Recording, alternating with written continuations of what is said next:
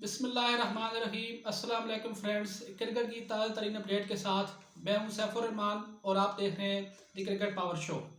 आज के प्रोग्राम में हम जिस टॉपिक पर बात करना चाह रहे हैं वो है मिसबाह उल हक और वकास यूनुस को लेकर एक न्यूज़ सामने आ रही है। वो क्या है, इसके ऊपर हम बात करेंगे। इसके अलावा हम बात करेंगे बाबर आजम के हवाले से खबर आ रही है कि इंजरी के बाद उनकी अभी क्या सिचुएशन है, उस पर हम बात करेंगे। इसके अलावा हम बात करेंगे मिसबाह उल हक ने एक प्रेस कॉन्फ्रेंस की है, उस पर उन्होंने क्या कहा है उस पर हम बात करेंगे। लेकिन इन खबर तस्दीर में जाने से पहले अगर आपने हमारे चैनल को सब्सक्राइब नहीं किया तो काइंडली आप हमारे चैनल को सब्सक्राइब कर लें और साथ वाले बेल आइकन को ज़रूर प्रेस करें ताकि हर नए आने वाली वीडियो की अपडेट आप तक पहुंच सके।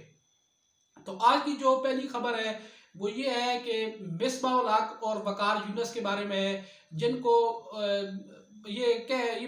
कहा जा रहा था कि साउथ अफ्रीका टूर के बाद जो है इन दोनों को उनके ओहदे से हटाया जा रहा है। लेकिन अभी कुछ अंदरूनी ज़राए से ये बातें सामने आ रही हैं कि आज जो कोर कमेटी का एक इजलास बुलाया गया है उसके सामने वकार यूनुस और मिसबाह उल हक पेश होंगे और अपने जो है वो जो टूर का जो सवालात के वो जवाब देंगे।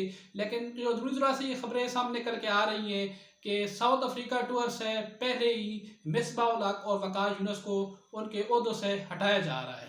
और पीसीबी इस सिलसिले में ऑलरेडी दो कोचेस से राब्ते में है, एक गैरी क्रिस्टन और एंडी फ्लावर, जिनसे पीसीबी कुछ दिन से पहले से राब्ते में है। तो अभी उनके साथ तो इनके कुछ मुतालबात फाइनल नहीं हुए और इतने जल्दी फाइनल होंगे भी नहीं, क्योंकि पहले ये कहा जा रहा था कि साउथ अफ्रीका टूर के बाद जो है वो मिसबाह उल हक और वकार यूनुस को हटाया जाएगा और उसके बाद फिर पीएसएल स्टार्ट हो रहा है। तो ये 1.5-2 महीने का गैप था। तो बस यही सामने आ रहा था कि इस 1.5-2 महीने में हमारे किसी न किसी कोच से जो है ना वो मुतालबात जो है वो क्लियर हो जाएंगे और कुछ सिलेक्शन हो जाएगी कोच के बारे में। लेकिन अभी जो ये फैसला अंदरूनी ज़राए से ये बातें पता चल रही हैं कि मिसबाह उल हक और वकार यूनुस जो है वो उनको ओहदे से हटाया जा रहा है। तो साउथ अफ्रीका के टूर के दौरान फिर कोच कौन होगा, तो उसके लिए जो मौजूदा पाकिस्तान टीम के बैटिंग कोच है यूनुस खान, उनका नाम सामने आ रहा है कि यूनुस खान जो है वो साउथ अफ्रीका के जो दौरा है पाकिस्तान का उस दौरान जो ये हेड कोच का होता है वो यूनुस खान को दिया जाएगा। तो यूनुस देखते हैं, अभी ये डिसीजन 24 से 48 घंटे के दौरान आ जाएगा। तो देखते हैं कि फिर मिसबाह उल हक और वकार यूनुस के बारे में क्या डिसीजन दिया जाता है। उसके बाद जो हमारे पास दूसरी खबर आ रही है वो है बाबर आजम के हवाले से। बाबर आजम जो कि अभी न्यूजीलैंड का टूर हुआ था उसमें वो प्रैक्टिस के दौरान उनके उंगली में बाल लगा था और फ्रैक्चर हो गया था और वो उस न्यूजीलैंड दौरे में वो कोई मैच नहीं खेल सके थे। और अभी उनके बारे में ये खबर आ रही है कि इंजरी उनकी कुछ बेहतर है और जो उनका जो हाई परफॉर्मेंस कैंप है उसमें वो मोहम्मद यूसुफ की ज़हर निगरानी में उसने अपनी ट्रेनिंग शुरू कर दी है। और उसके अलावा इमाम उल हक हैं, उनकी इंजरी की भी अभी सिचुएशन अच्छी है और होपफुली ये दोनों प्लेयर आपको साउथ अफ्रीका के खिलाफ सीरीज़ में नज़र आएंगे। इसके अलावा जो खबर है वो शादाब खान के हवाले से है। शादाब खान भी न्यूजीलैंड के दौरे में T20 के बाद जब टेस्ट स्टार्ट हो रहे थे तो वो भी इंजरी का शिकार हो गए थे और डॉक्टर्स ने उन्हें 6 से 7 हफ्ते का जो रेस्ट का कहा था। तो अभी वो 3 हफ्ते गुजरे हैं तकरीबन और 4 हफ्ते बाकी हैं।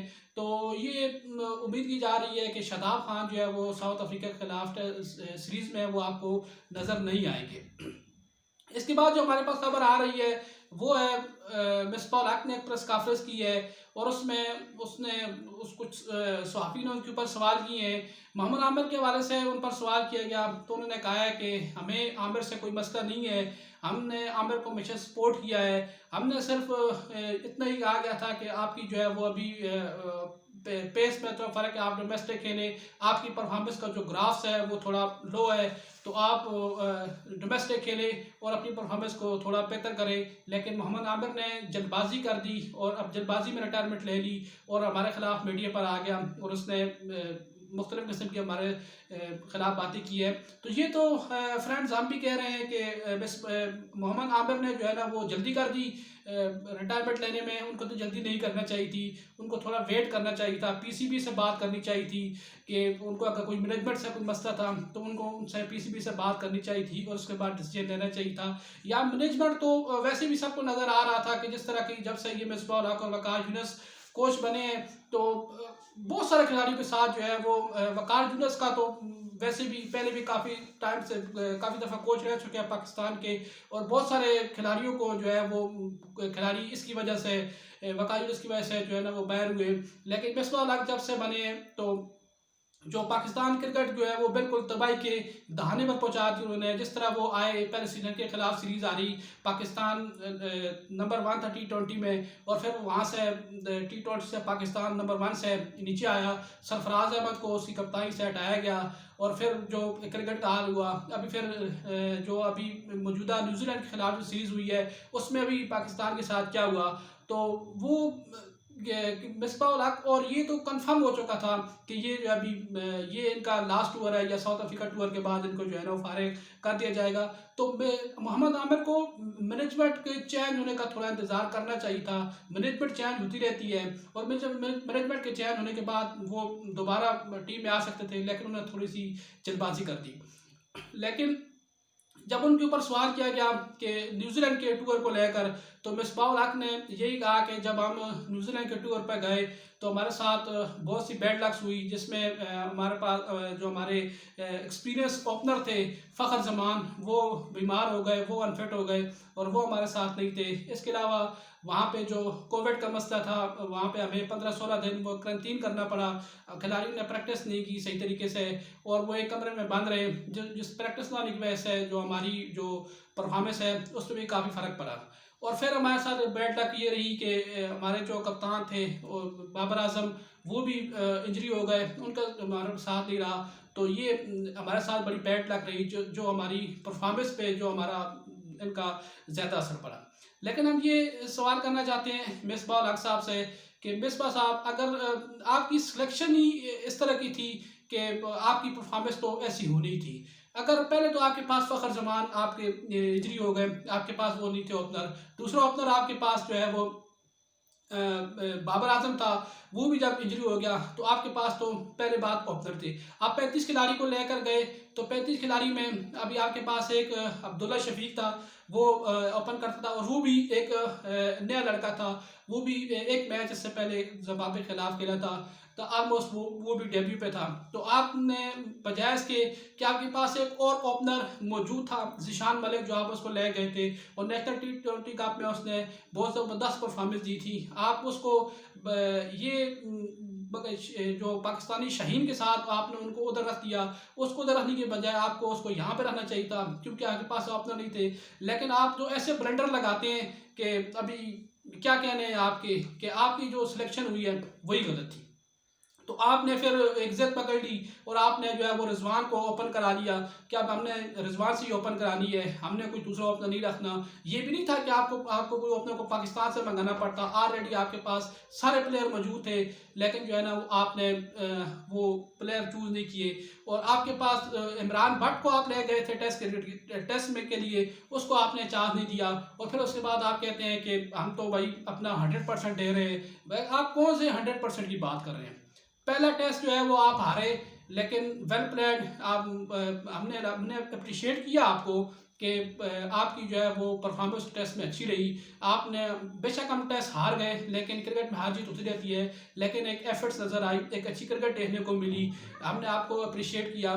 लेकिन उसके बाद हम ये एक्सपेक्ट कर रहे थे कि जो अगला टेस्ट होगा उसमें आप ये वाली गलतियाँ दोबारा नहीं दोहराएंगे, लेकिन वही गलतियां, वही चीज़ें पहले से ज़्यादा नज़र आई। सबसे पहले जो नसीम शाह था, उसको आप, मुझे समझ नहीं आ रहा है कि आप उसको क्यों खिला रहे हैं। नसीम शाह को जो उसकी परफॉर्मेंस है उसको आप साथ लेके चल रहे हैं। इमरान भट्ट आपके पास मौजूद था, आप उसको खिलाते। शाह मसूद जो बिल्कुल पूरी सीरीज़ में बिल्कुल इन फॉर्म रहा है, आपने उसको फिर चांस दिया। हारिस सोहेल जो है वो आपका इनफॉर्म था, उसको आपने फिर चांस दिया। और जब दूसरा टेस्ट था तो वहाँ पे जब न्यूजीलैंड ने अपना कोई स्पिन बॉलर नहीं खिलाया, तो आपने वहाँ पे जफर गौर को चांस दे दिया। आप जफर गौर की बजाय कोई बैट्समैन डालते, आपके पास ऑलरेडी 4 बॉलर मौजूद थे, स्पिन विकेट नहीं थी, लेकिन आपने फिर भी स्पिन को चांस दिया। तो फिर उसके बाद भी आप कहते हैं कि भाई हम तो अपना 100% दे रहे हैं। तो ये कैसा 100% है? जब से आप आए हैं खिलाड़ियों के साथ नाइंसाफ़ी लगी हुई है, पाकिस्तान क्रिकेट जो है वो तबाही के दाने पर आ चुकी है।